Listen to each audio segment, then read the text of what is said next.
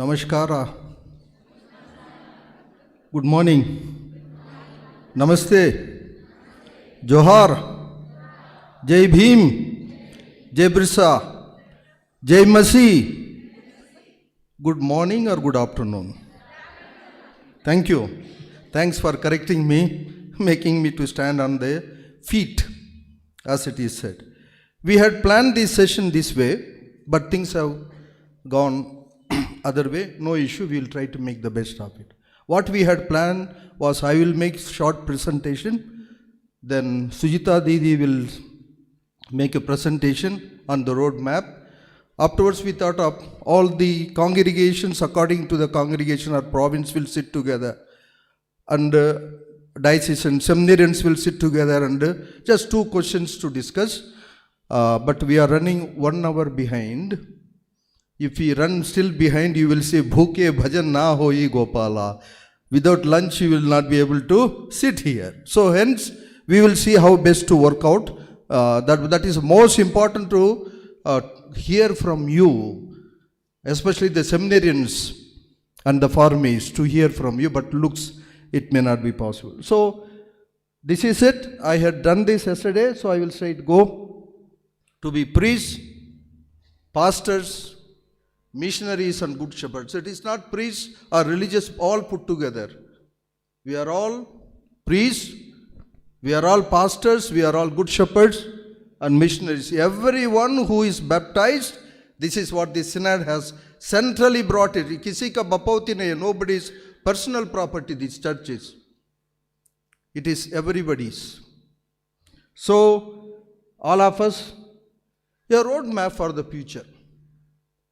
The crossroads, we have to decide, and this conference has brought to the fore after a long time issues that are central to formation of priests and religious. If we don't take that path, we are again missing the bus. This is incarnational approach. The whole formation and life of every Christian is incarnational in nature. That was his own. No, in the Bible, Ignatius' invention.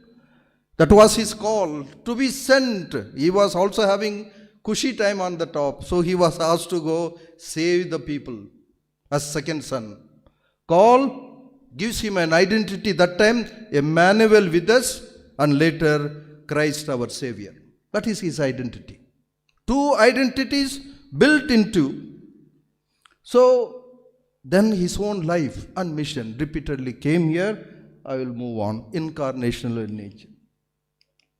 On a lighter note, this is how any church begins. Our Father has come. Our sister has come. On a lighter note, don't take me seriously. Our Father has come. Our sister has come. That stage changes into Father Sahab has come, Sister Sahiba has come. Vehicle changes, modality changes, life changes, interaction, relationship changes. Synodality is to bring that back. If you have not understood, we have misunderstood him. So, then third stage, someone has come. Who has come? Nobody knows. He comes, he goes. This is how it begins. I also travel by all vehicles. I am not against vehicle or possession, but I think it is an indication of where we are moving. There was a reference to some vehicle here also yesterday. So then he wants us to be attractive. Pope wanted us all to be attractive. 10 years I tried Pond's powder, Fair and Lovely cream. Nothing has changed. What mother has given us remained the same. I am grateful to her, whatever she gave. So I think, but attraction by life and mission and commitment. That is attraction he talks about. So, Emmaus. Yesterday I dealt on the marriage at Cana. Today, Emmaus, extremely powerful. That is formation, accompaniment, companion who walks with. So, that journey, what does it tell us? Christ is alive. He desires to lead priests and religious to be faithful in India, not elsewhere. In India, in every situation we are in, north, south, east, west, and northeast, even in Manipur. Every month, 1 week I spend in Manipur. I am totally disappointed by the response that the Catholic Church has rendered to Manipur, except sending some money. I think it is disaster.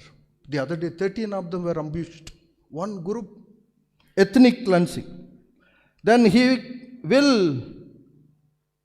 can be discerned. He continues to walk with us, both with formators and formies.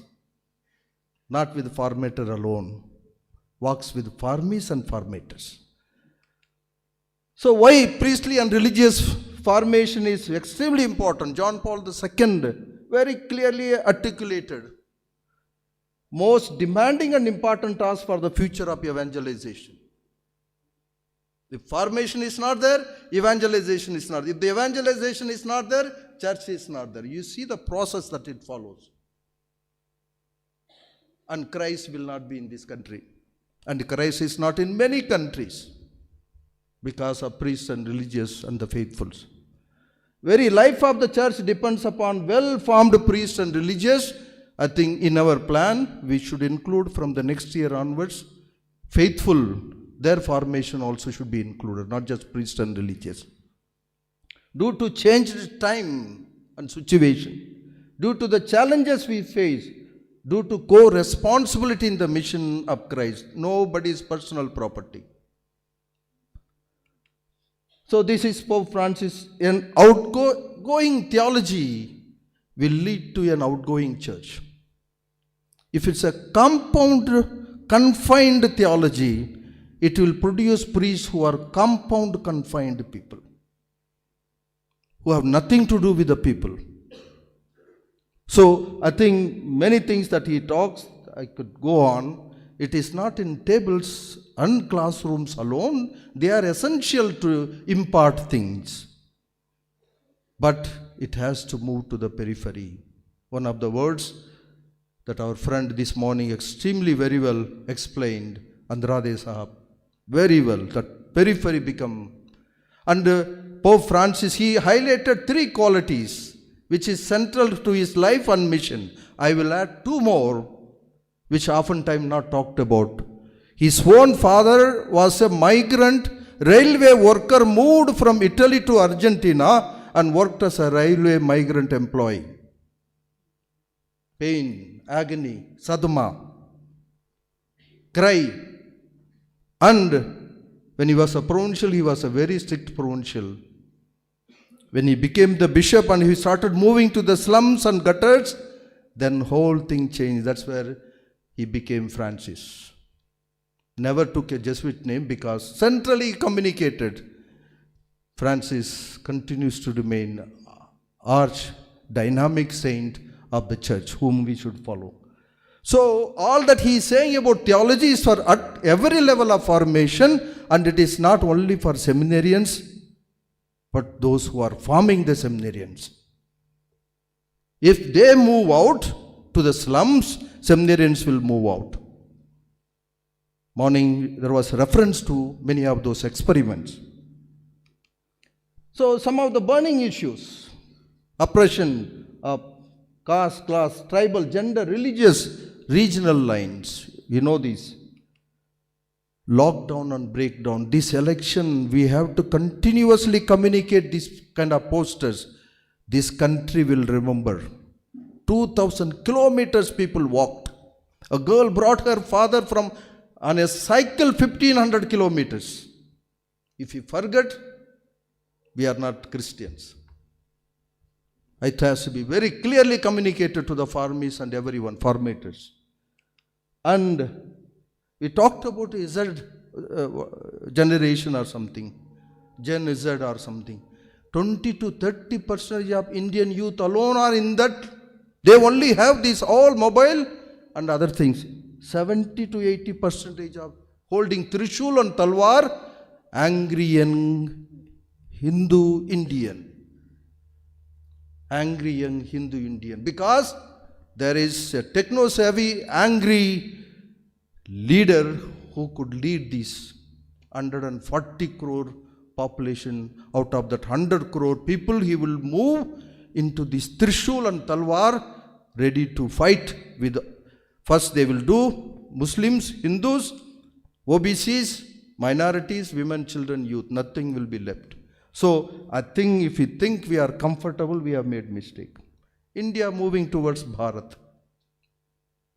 This is what we are to. No, I am not asking you to imagine. What I am saying is this is what they are pushing us more and more. If Bharat becomes a reality, this is what we will be left with. Our farm is Zen Izzat group they come from, Trishul Talwar group they come from. Which background do they come from? Whatever background they come from, how capacitated is the formator to understand, realize and work with them, accompany them and enable them to see the reality and make a choice. And keep evaluating this process and the outcome. Otherwise things will go on eternally. Where do our farmers come from and where are our formators to handle them? So internal, we need a holistic, inclusive, incarnational approach for life and mission.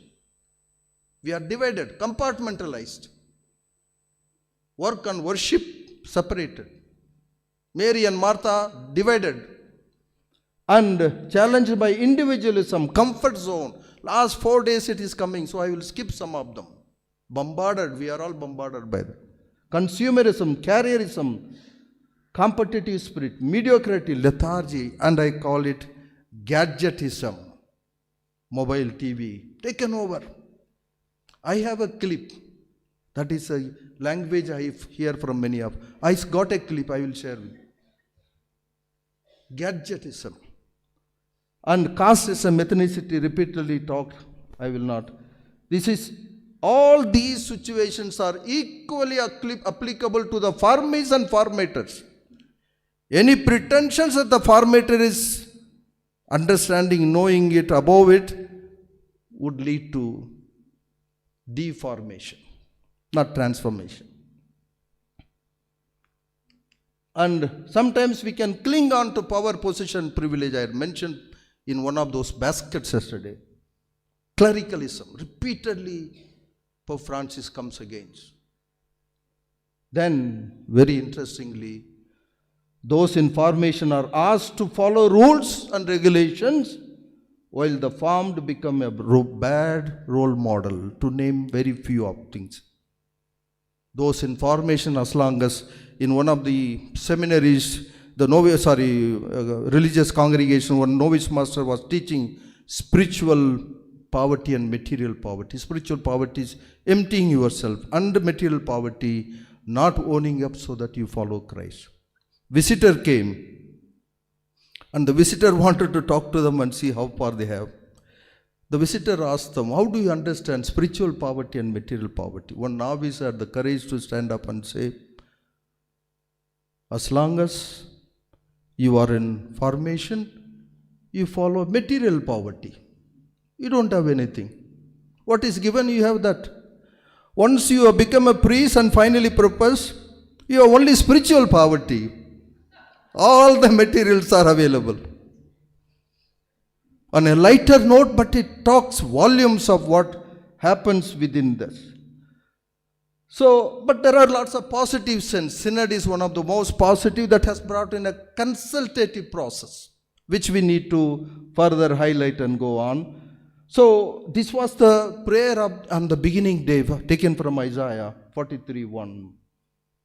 And I want to expand that to two questions. How did the formators understand this when they heard this call and followed him? How did the formators understand this and followed him at their time? The foundational experience of their call. Number two, equally important. These two, there has to be an integration between those two. How are they making sense to those in formation? How do you share that personal foundational experience to the formees so that they also might get inspired? And they find their way. They not follow your way, but they will find their way. But at least you have opened up avenues. This is what you pick and choose how the Spirit guides you. So this has been talked, so I will skip social formation and religious formation. And there are some conditions for formation, prerequisites as they are called. If they are there, formation is done. If they are not there, deformation takes place. What are few of them? The goal of formation to enable the formee to grow as a mature woman or a man. Formation is ongoing process of self-transformation. The process is integral, affecting physical, social, emotional, repeatedly comes. It's a dialectic, intrinsic relationship between these two. No binary opposite, no divide. Intrinsically related. That is grace and nature, divine and human, contemplation and action, work and worship. All these have to be blended together. It is not either or, both, this and that. Then an integral formation is possible. And with what is needed, with freedom, personal choice, responsibility, inner conviction. It was stated here also that if the report at the end of just before the ordination goes wrong, it becomes problematic. And if the seminary sends such a report and the bishop takes it for granted, word by word, hopefully they don't do, they will also have a council where this will be discussed and efforts are made to talk, dialogue. Then otherwise, kind of things would be not in the right direction. Okay, then occasion promotion onwards. So I read somewhere, I heard twofold accompaniment of psychological counseling and spiritual direction. Fantastic, needed. I sometimes call it a ballooning effect. I, me, mine. These are needed, but I, me, mine. I get everything. But it cannot be like that. I can be bloated saying that I am everything, I am fantastic, I am good. My being good is in relation to the other person. So, what happens? Wounded healer, both formee and formators are wounded healers. Share in the vulnerability of each other so that they can share in the vulnerability of our people, our faithful, those in the frontiers and margins. So, socially sensitized, become conscious and committed to social realities and to the people. In all this formation, where does Catholic social teaching stand? I will do it. In all these, where does Catholic social teaching stand? And in all these, where is Edelu Karnataka stand? Election that made a difference, but we are back to square one. Formees, formators, where do we stand in this? So I think these are something to be, there are other things, lack of time. So this was very much used, this word periphery, so I would spend a few seconds before I move on. So go to those at periphery and margin. How do we understand in a setting of formation, whether it is religious or priestly, seminaries or early stage of formation? Who is at the periphery? Why are they at the periphery? These questions need to be talked about. Who keeps them at the periphery? What is our responsibility towards them? One question leading to the other. How do we sensitize those in formation towards those at the periphery? But above all, the sixth one, how sensitized is the formator and leadership towards those at the periphery? Because that is what will percolate and come down to those, even a candidate. How sensitized are the formators and leadership to those at the periphery? If not, it will be bombarded then they will react at their time. So, in 70s, 80s, 90s, socio-pastoral cycle was very much in vogue, and that's where what Selvaraj said in terms of people staying out some insertion into the life of people, experiencing the life of people, analyzing what is happening there, and also responding to the situation, assessing what is happening, and also responding back. Cycle continues, doesn't stop. It's known as socio-pastoral cycle. Some call it pastoral cycle. Socio-pastoral cycle. So that insertion, and that is as for everybody. It's not only for those in formation. So some qualities and expectations. A clear picture of where the candidate is while entering the stage. A picture of where the candidate has moved to the next stage, where the candidate has moved to the third stage, how that person is moving. Some congregations follow a tracking system of 3 to 5 years of record, not to be misused, but to be used so that we build the person and build the congregation or the diocese. And a carefully worked out program and plan, methodology to assist the candidate to move, and also assessment at every stage so that the growth integral formation can be ascertained and whatever is lacking can be put in place so that we are there. So there are ways of doing this integral formation. Information in the conference and classroom, formation, socializing them, transformation. And if you move still further, when it comes to a broader picture, explaining rules and regulations, but both living it out in life, that is the second stage, lived life, and third, continuous reflection. And what is known as recollection, which some of us call as day of integration, is helpful to do all three, especially the third. And three types of relationship can exist, you know better. Reward and punishment, love withdrawal, process of induction.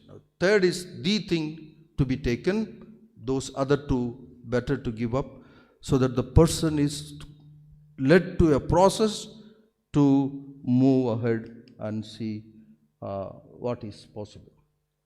So if all these programs, activities, if we involve formis, it would prove the worth of the formation at whatever level possible. If you have a meeting on formation at any stage, if at least representatives from formation, formis be there, then it might also open up avenues to hear from them. Possibly Spirit will guide all of us to move in that direction. So I think this is something, and these questions I will come back to. Thank you. I'm sorry for rushing through, but I think given the situation, there was no other option. Thank you. Thanks a lot.